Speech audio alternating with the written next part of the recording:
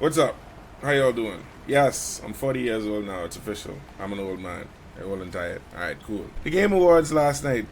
Yeah, let's talk about it because it's a little weird, or should I call it, E3 with a little bit of awards sprinkled here and there. That's what it felt like to me. I'm not saying you can. I'm not even saying that you can't have like reveals and premieres and whatever, because obviously it is a massive audience that is watching this thing. I agree that because of said massive audience, there must be another way that you can monetize it in a way that doesn't involve like every fucking 5 minutes having to be like an ad break for a new game or like whatever fuck Sega wants you to know about whatever the fuck they're doing, including like the black guy that really likes it. Just for like the Game Awards part of it, that pissed me off more than anything, because like first of all, you only had about maybe less than 10, somewhere like 7 or 8 awards, whereas people actually came up to accept it. And then the other ones, Jeff Keighley just kind of vomited out at you for like three, 4 categories at a time, like over the course of like 2 minutes, being like, okay, this nigga win this, this nigga win this. All right, Yeah. He did that. Kojima, hey, Kojima. He did. To be fair, he did that. He did that sort of thing in some of the other at the other Game Awards. They did have sections like that where they just run off some of the other awards quickly so they could move on. Not as much as RPG, Eddie. Not for best RPG. You ain't lie. Best action adventure. Like, I get it if you want to fucking. So you get me started now. I get it if you wanna like for the lesser known stuff like best esports athlete or best influencer or best esports coach or whatever. I get if you want to just like do that like as a side thing. They don't not everyone's gonna come up for every single award or whatever. But again, it's about the balance that needs to be struck. You can do that. You can do that and still have like the power. People come to accept awards be for the significant shit, and not so few of the significant shit that it takes away from like what the I assume is the reason people are watching come to the awards in the first place. Yeah, come to the awards in the first place, which is to watch the games that these people that they love, that they made, to come up and accept it and show gratitude or whatever the fuck. The only part I watched before I had to leave was when the voice actor for Astarion came up to accept this thing, and he was having this like really heartfelt thing, and like within 40 seconds it got played off. Like that, I was like, what the fuck are these people doing? You said the star of what? No, the voice actor for Astarion from Baldur's Gate 3. Oh yeah. From I saw Christopher Judge come up.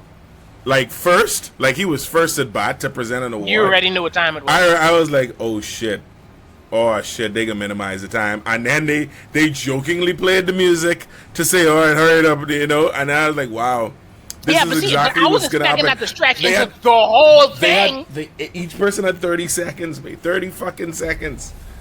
30 seconds to do that. Like, I was like, yo, that's like them cracking a joke. Christopher Judge doing a music thing, like that was very topical, let's say, because they knew they knew why they brought him up, they knew why they let him talk, and they knew why they played the music because of what happened last year. But like the idea that they took that Jeff Keighley got spooked so much, he took it so seriously that the people who you assume came to accept these awards, the reason you even having these fucking award shows in the first place, come up to accept these awards, and they got barely any time to speak in comparison to like everything else that was able to happen, pretty much unabated. Because it was like fucking, wasn't there like there was at least 3 celebrities that I could think of that basically talked to their heart's content about whatever the fuck that it was that they wanted to talk about. I don't know why the fuck Timothy Chalamet was there talking about, oh, here's the game of the year. Like this, what does he have to do with video games at all in any capacity? You mean the guy who presented the Game of the Year award? Yes, because he's like a very famous actor, and I think he used to be a gaming YouTuber, but that was years ago.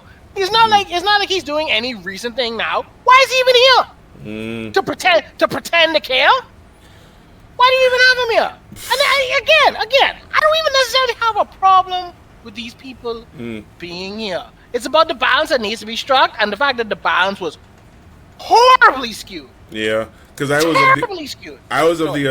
of the idea that the Game of the Year award was going to be presented by the one who won previously, like they did last year. I mean, Because that was a good idea. Like if someone from that would have been nice. if some English speaking person came up, or maybe even the Japanese person with a translator came up to present the Game of the Year award from Software. So yeah, like your boy who created Elden Ring, like if he came up to present the Game of the Year award, that'd have been great. But They was afraid he was gonna bring your boy in a suitcase. I'm going Mr. Bill Clinton. Yeah. They need to figure out what they're gonna do now, because I mean they're trying to replace E3. First of all, there's nothing to like, replace because E3 ceased to exist. Yeah. They're trying to be one of the things that replace it. Is what I'm saying. I guess so. Yeah, when they have enough things to replace it already, they don't need the Game Awards to do that shit for them. They don't need that shit. They kind of don't. Again, I don't necessarily even have a problem with the advertisements, but it's the amount of shit that they tried to cram in. I could be real with you. On top of actually accepting the awards. Personally, everything that you said being like valid will be crumbled down by you saying you don't have an issue with the fucking awards. I don't with the advertisements because no, I don't because okay. I'm going to address it right now because even in something like the Oscars, you have commercial breaks. Yeah, commercials. It's not. Hold on, stop. It's right. not baked into the Oscars itself. I got the way it is, the way it is with Twitch, where it's an ongoing show. But there are ad breaks. Okay, so I don't necessarily have a problem with advertisements or like game reveals or whatever. It's about the balance that needs to be struck. Right. And it was horribly skewed in the other direction where it felt like a solid 30% of the Game Awards was just ads. Yeah. Another 30% was like Jeff Keighley just showing you that this is his baby and I'm gonna do whatever I want with it because Jeff baby has to have it. And a measly 5 to 10% being about the award show, the award itself. He must see the criticism that's coming this way because he's very much an online person. So I find it very hard to believe that he hasn't taken his criticism he's not taking his criticism to heart because the Game Award show, for better or worse, is Jeff Keighley. Yep. When he sees the Game Awards, he takes it into himself as like it being his thing. Like the Oscars doesn't belong to like any one singular person. It isn't fucking Kevin Hart's Oscars or whatever. But for Jeff Keighley, it is very much his baby. So like any criticism that you levy at the Game Awards he would feel like is a direct criticism of him. This whole thing is just about him being scared then, because after that thing would went on to the last Game Awards at the end, and then that thing would went on at the game show earlier this year with that guy walking up talking, "Oh, we want to hear about GTA 6." Did y'all see the fucking level of security that was on that night, boy? Oh yeah, they was in full effect that night, though. I was like, yo, paramilitary niggas. But y'all ain't see, but I was like, wow. I was like, yo, they was out in full effect that night, babe. Yeah.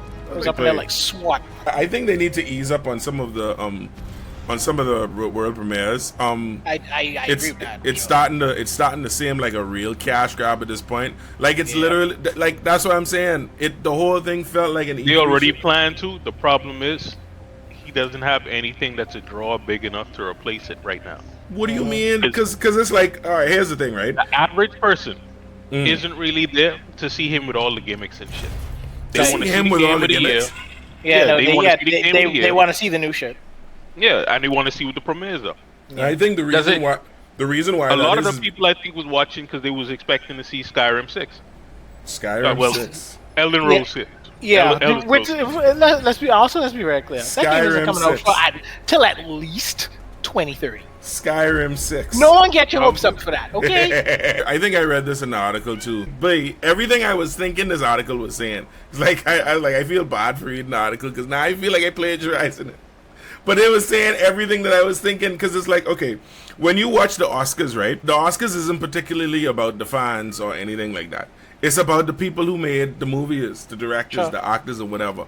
That's the same thing the Game Awards need to be. And to touch on what Michonne said, the reason why the people who watch the Game Awards are only interested in watching and seeing the game two things. They're looking to see game trailers and looking to see who win game of the year. If that, because the game trailers come first. The reason why that is because that's the formula Jeff Keighley designed it to be, and it's been that way for 10 years now. Because he kept saying in an interview, apparently he said, "Oh, this show is for the fans," and it shouldn't be for the fans. It should be for the people who created the games so that they can have their moment to shine. Because I mean, they hardly get they're like the quiet heroes, the silent heroes in the background. We don't hear from them. We just know that they make good games.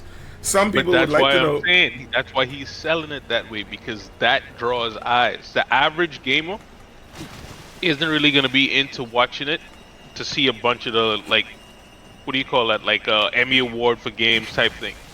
That's why they need trailers accessibility in games or whatever the fuck. Yeah, because otherwise nobody would have known who those people were. And while it definitely is important for them to get the recognition, they're not enough of a draw to get the average person to watch. So even though it might be a good idea to highlight those people who are the unsung heroes of video games, you still need to draw eyes to make it like profitable for people to even care. Otherwise, it's just going to be people tuning into probably, let's say, the last hour to see what the game of the year is, and then after that you already burned probably an hour and a half or 2 hours to show with nobody really paying attention to. Yeah, the length of time is already bad enough. Exactly. So they have to sprinkle those trailers and stuff in, and even though he's like talking about trying to pivot away from that, the problem is, what do you replace it with? Christopher Judge, he did run out a little bit with his speech that he did, but I mean, there have been some people who are, there have been some people who's win awards. Especially, I don't know if y'all saw the Busta Rhymes speech he did when he did on his award show. He spoke some shit, like and he was up there for more than 8 minutes. So I'm sure he was. Yeah, so you know, whenever people have award show, they make those moments, and they're able to like celebrate those moments and stuff like that. And while his speech was a while, it was the best thing. Yeah, it was like long and like kind of awkward and a little funny. It was, was it so bad that he had to like hamstring the entire award show just to avoid something that happened again? On top of which, it made a moment. It made a moment to like fucking. Yeah, it made a moment. It made like they fucking invited him back the next year, one shot. So clearly it wasn't as bad as he was as Jeff Keighley feels like it was. Clearly. I think with those like panic moments, he had the moment where he had to try to figure out how to like straddle a line, because of course he's still kind of making it something that people want to do. He didn't so straddle he was trying the fence. He fucking uprooted it. Well, yeah, I guess you could say that, but I think he was just scared that he was going to have the availability to do the same thing if he went over too much and all that type of stuff. Because, you know, advertising might be like, oh, well, you wasn't keeping control or something like that. And that's what I think he's getting all the kicks like for, because he's trying to see how he could please the market and please the advertisers. And while I understand that is a sensible line to try to straddle. Yeah, and I don't envy his position in trying to do that. Exactly. But it's fucking him up because he doesn't really know how to respond. Because if he responds too much in one way, consumers are angry. If he responds too badly in the other way, investors might not feel like he's like up to the task, and they might not be willing to invest into another show. If that's how he really feels about it, like being concerned that advertisers won't like advertise on what is essentially his product, then he needs to find other ways to monetize his show. Yep, that's the main thing I think it is. Pay-per-view, maybe. I mean, I don't know if I would pay for it if it was on pay-per-view, but I'm just saying there must be other ways. There has to be. I'm sure there is. You know what I mean? Like, it's hard to turn away from guaranteed money when they already kind of like. You don't have to turn it down. It just doesn't have to be like 90%. Yeah, that's true. You know, he doesn't have to turn it down. Of course, it's still gonna be like ads and like video game trailers and releases and stuff. Like it could be something like Twitch, because obviously they making a shit ton of money from putting it on. All right, all these things considered, what do y'all think is the best thing to go? I mean, you all already said. I guess you all already stated it. Like for Keighley to find new sponsors, like But in my mind, that sponsors would be willing to stay on while he tries to experiment, because he's trying to do a combination of what E3 did and a game and like a video like music awards type style thing. And while that was okay for him to experiment, as of last night, we can see that it's kind of getting old. Because I'm pretty sure like a lot of people was just sticking around, more or less just for the last hour of it. So he has to try to figure something. Because I saw the article where he was getting interviewed, where he was talking about he's trying to move away from the world premieres and stuff like that. But that still begs the question: what are you replacing it with? Clearly, that didn't fucking work. Exactly. You don't put on an interesting enough show because, like, that whole part with the Muppets. While just like Dale said, I like the Muppets. Yeah, it wasn't even like I thought he was there to present an award. He was only there to fuck around. But that's it. They didn't even have a game that was related to the Muppets. So why the hell was Gon there? I don't know. That segment was 100% Jeff Keighley. Yeah, that segment did not need to be there at all. That's what I'm saying. Like, I don't even understand why that was a whole bit. You know, I'm like, look, at least I would have understood if they had game. a Here's my thing, right? Here's my thing, and this is what I believe, right? I believe the this. idea of a game anyway. I believe this. This is what I think should have happened. Should happen. I think your idea is solid. I think what needs to happen is Jeff needs to start over. And I understand he doing this. He probably doing this for money too or whatever. But like right now, he needs to just cut his losses and understand that this ain't working like this no more. So he needs to make an actual Game Awards show, like the same way the Academy Awards is. Like have like performances. Like to be fair, as cheesy as that little dance number was with that rock band that was playing with the Alan Wake 2 thing, that was actually pretty cool. Yeah, like that, a lot of people wasn't gonna understand that. Yeah, a lot of people wasn't gonna understand that if they hadn't played Alan Wake 2, but at least it fits within the context of the show. Yeah, it has to do with a huge video game that came out this year that people like. Exactly. It has a right to be there. Yeah, I'm good with so that was pretty. You know, as cheesy, like I said, cheesy as it was pretty sick. I loved it. I had a good time seeing that. That makes me feel like some of the other like cool shit that is happening in like award shows, like fucking the Academy Awards and shit like that. That's what that made me feel like it was. So I was like, all right, cool. I'm down for that. I was trying to give people the benefit of the doubt. I was trying to say, oh, well, the only reason why the people who were presenting awards was taking so long or talking so long about it was because they were presenting awards and not fucking receiving them. But at the same time, that still doesn't negate the fact that, or does it give an excuse for the fact that they gave the people who received the awards, who got the honors, 30 seconds to fucking say what they had to say before they start playing a fucking track to get them off stage. You know what I'm saying? I know exactly why they did that. Huh? I know exactly why they did that. Why they do that? They tried to do that to try to keep the, what do you call it? Attraction and show moving with a pace that they could control, so that they don't have to worry about that whole over-talking thing. That way, if they have somebody that does over-talk, they could accommodate it and hurry up, get them off the stage. That absolutely was the reason. But you grossly overcorrected. Yeah, that was the main problem. They grossly overcorrected. Like you gave celebrities 10 plus minutes to speak, but these dudes 30 seconds. Where the fuck do you get off? That's the whole thing. Why are these people even here? Just do it all online next time. You know what? Just write a list, just tape it to a camera, and stream that for 3 hours. How about that? That'll be fun. Since you barely want people to talk anyway, what do you want to talk it on?